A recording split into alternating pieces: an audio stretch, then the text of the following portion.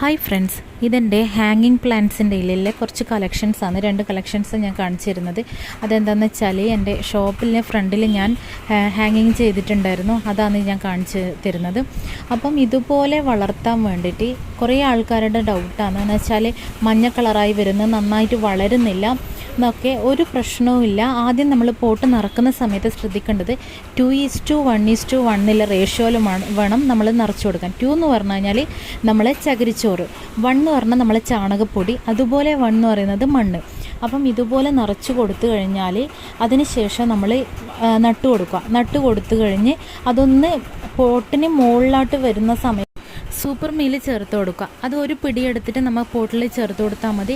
പിന്നെ നമ്മൾ ആഴ്ചയിൽ 2 പ്രാവശ്യം വെച്ച് വെള്ളം നനച്ച് കൊടുത്താൽ മതി. നന്നായിട്ട് വെയിൽ കൊള്ളുന്ന ഭാഗത്ത് വെച്ച് നന്നായിട്ട് വളർന്ന് കിട്ടും. അതുപോലെ ആവശ്യത്തിന് കട്ട് ചെയ്ത് കൊടുക്കുക. Okay, thank